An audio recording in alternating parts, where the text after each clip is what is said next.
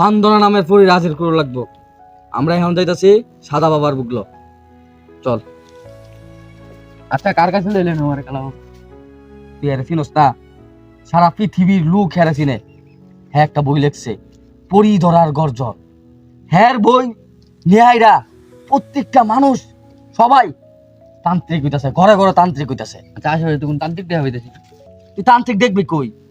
হ্যাঁ এটা তো সব আছে ফেসবুকে আর টিকটকে। তাড়াতাড়ি সাদা বাবা, পান্দনা নামে একটা পরি হাজির করবার চাই আমি, এর একটা সমাধান দেন। যদি তুমি সফল হতে চাও তাহলে আমার লেখা এই বইটি নাও, পরি ধরার গর্জন। এই বইটি নেওয়ার সাথে সাথে থাকবে না তোমার জীবনে কোনো অর্জন। আমি কথা দিয়ে কথা রেখেছি, পরি আসেনি তো ফিরে। আমি পরি ধরার গল্প লিখেছি আমার সারাটি জীবন ধরে।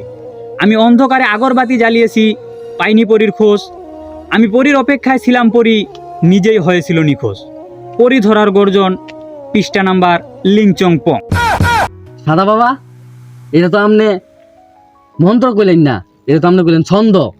আপাতত মার্কেটে ছন্দই চলে। তাইলে তো বাবা এই বইটা আমারও লাগবো। এই বইটার দাম কত? এই বইটার দাম মাত্র 1000 টাকা।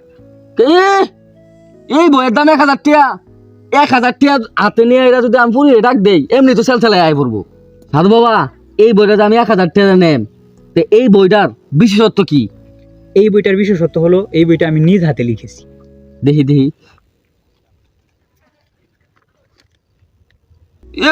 হাতের লেয়া যে খারাপ। দেখি এই বইয়ের প্রথম পৃষ্ঠা কি লেখা আছে। মানুষকে বোকা বানানোর 50টি উপায়। 1000 টাকা দিয়ে এই বইটি নেন আর ঠাস করে বোকা হয়ে যান। আচ্ছা সাদা বাবা, আমার সফল হইতে গেলে আমার এই বইটা খুব প্রয়োজন, তাহলে আমি এই বইটা লয়ে গেলাম। বইয়ের টাকাটা? ওটা আমি এই মুহূর্তে দিয়ে দিব। গুরু, আজকে থেকে আপনার লেখা এই বইটা পড়ে আমার পরি ধরার যাত্রা করলাম শুরু।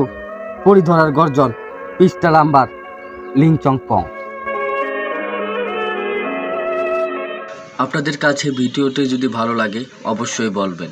যদি আপনাদের ভালোবাসা যদি পাই, এর পরবর্তী ধাপ নিয়ে আসবো ইনশাল্লাহ।